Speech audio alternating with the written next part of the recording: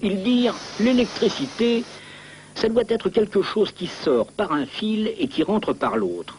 Alors, ils écrivirent plus d'un côté et moins de l'autre et décidèrent que l'électricité allait du plus vers le moins.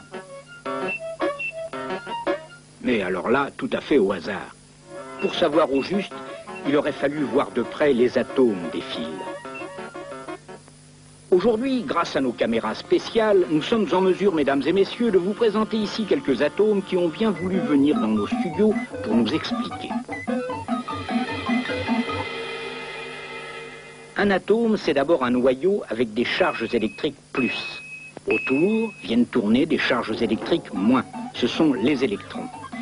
Quand il y a autant de plus que de moins, les charges électriques s'annulent, l'atome est électriquement neutre.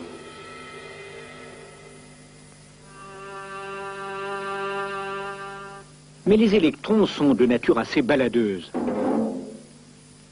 Alors, dès qu'il manque un électron, il y a une charge plus qui n'est plus annulée. L'atome n'est plus neutre, il devient positif. Et plus il lui manque d'électrons, plus l'atome est positif. Il n'aura qu'une envie, l'atome, bien sûr, c'est de récupérer des électrons.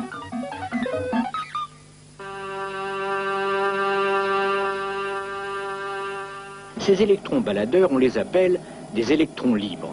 Seulement, des électrons qui se promènent au hasard, ce n'est pas cela qui fait de l'électricité utile. Et supposons qu'on ait deux fils de cuivre avec entre les deux une sorte d'aspirateur à électrons. D'un côté, on aura beaucoup d'électrons libres, c'est le côté moins. De l'autre côté, il en manquera. Les atomes seront positifs, c'est le côté plus. Il y a entre les deux fils ce qu'on appelle une différence de potentiel, des volts. Pourquoi des volts? Ah oui, le monsieur qui avait inventé la pile électrique s'appelait monsieur Volta.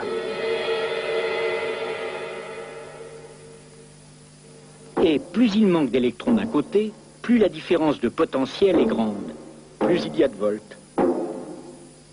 Tout le long des fils, les atomes, bien sûr, n'auront qu'une envie, c'est de récupérer les électrons qui sont dans l'autre fil.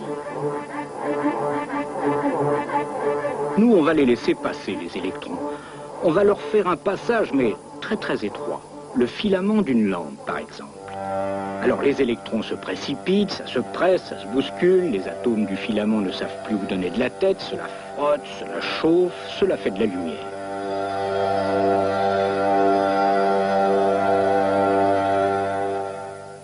On a un courant d'électrons qui va du moins vers le plus. Et oui, nos messieurs s'étaient un peu trompés de sens, il faut dire qu'ils ne savaient pas encore ce que c'était que des électrons. D'un côté donc, une pompe à électrons, un générateur, de l'autre, un récepteur, c'est-à-dire un appareil où les électrons passent en faisant de l'énergie, ampoule, radiateur, moteur électrique, etc. Mais si on récupère de l'énergie d'un côté, il faut bien en fournir de l'autre côté au générateur. Au début, pour avoir de l'électricité, certains messieurs avaient inventé la pile électrique. Dans une pile, sous l'effet de l'énergie chimique, on a d'un côté des électrons moins, de l'autre, il en manque. C'est le côté plus. Les électrons se recombinent avec les plus, en passant dans le filament d'une lampe, par exemple. C'est du courant continu parce que les électrons moins sont toujours du même côté. D'autres messieurs avaient mis au point une autre méthode. Avec des fils bien isolés, ils faisaient une bobine. Et devant, ils s'amusaient à faire tourner un aimant.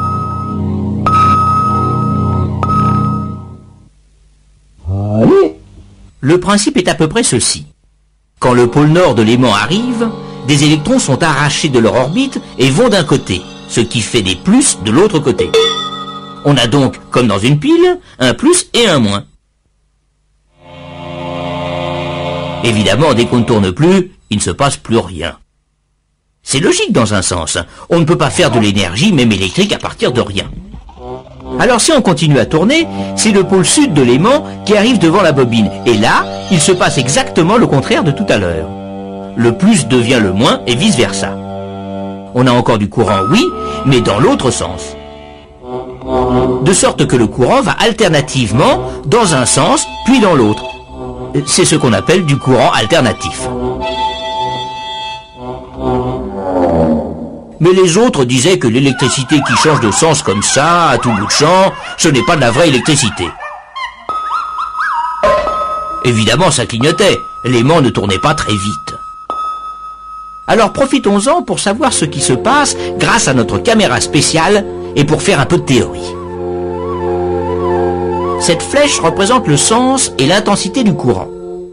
Ce courant est d'abord maximum dans un sens, puis il décroît, devient nul, croît dans l'autre sens, redécroît, rechange de sens,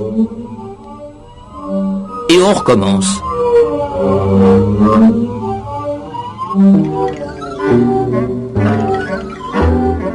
Si le courant redevient maximum dans un sens une fois par seconde comme ici, on dit que la fréquence du courant est de 1 Hz.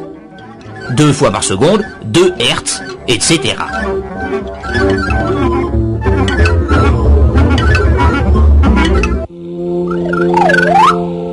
Il y a une autre façon, plus amusante, de voir les choses.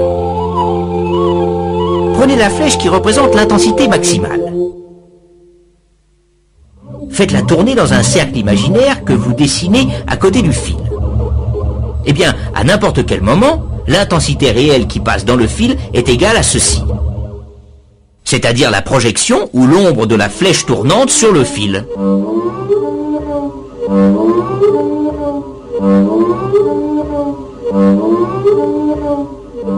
On peut même lui faire tracer une courbe, c'est une sinusoïde.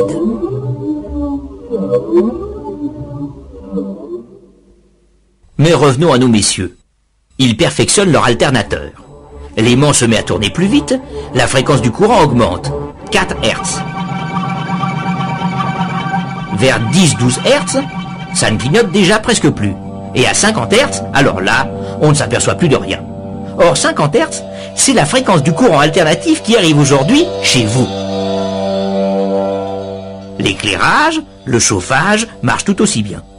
Les moteurs électriques aussi. Et aujourd'hui, un seul alternateur de centrale peut alimenter en électricité à peu près 1 million de foyers. L'idée de nos messieurs n'était donc pas mauvaise, car il faut dire aussi que le courant alternatif